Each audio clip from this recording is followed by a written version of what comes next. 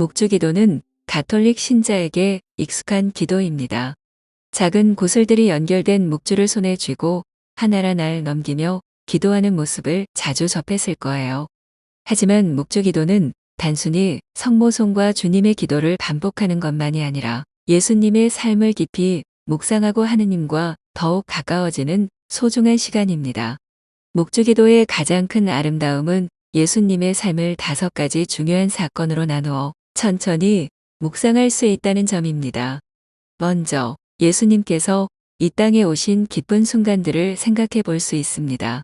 천사가 성모 마리아께 나타나 예수님을 잉태할 것이라는 소식을 전했을 때 마리아께서는 놀라지 않으시고 하느님의 뜻에 순명하셨습니다. 또한 예수님이 탄생하셨을 때 목자들과 동방박사들은 큰 기쁨으로 아기 예수님을 경배하였지요. 아마도 그 기쁨은 우리가 소중한 선물을 받을 때 느끼는 설렘보다 훨씬 더 컸을 것입니다. 그러나 예수님의 삶은 기쁜 순간만이 아니라 십자가의 길을 걸으셔야 했던 고통의 순간도 있었습니다. 예수님께서는 채찍질을 당하시고 가시관을 쓰신 채 무거운 십자가를 지고 골고다 언덕을 오르셨습니다.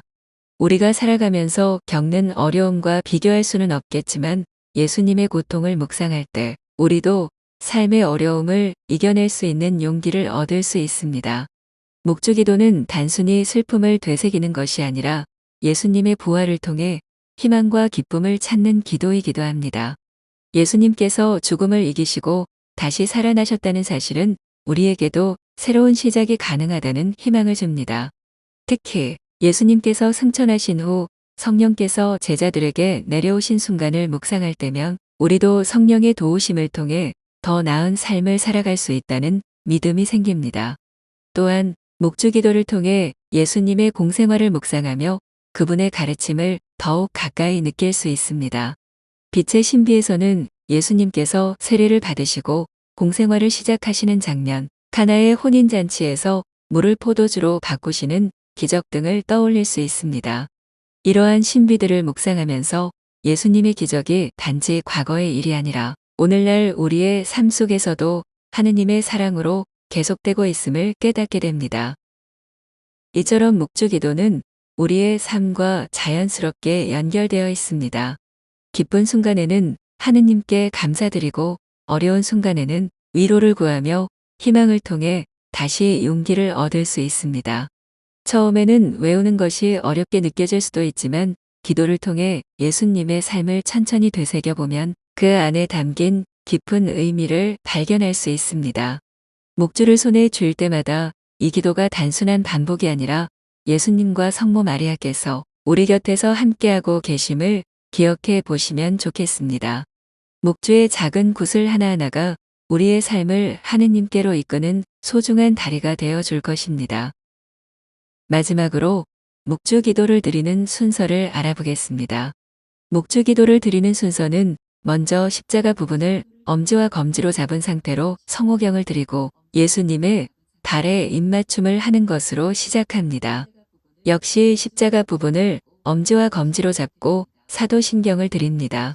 그리고 십자가 다음에 있는 큰알을 잡고 주님의 기도를 드립니다.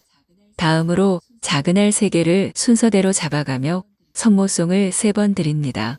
그리고 3개의 작은 알 다음에 있는 큰 알을 잡고 영광송과 구원송을 드립니다. 본격적으로 묵주의 신비를 묵상하며 5단의 기도를 드립니다. 매 단마다 큰 알을 잡고 주님의 기도 1번, 작은 알을 순서대로 잡아가며 성모송 10번, 그리고 큰 알을 잡고 영광송과 구원송을 1번씩 드립니다.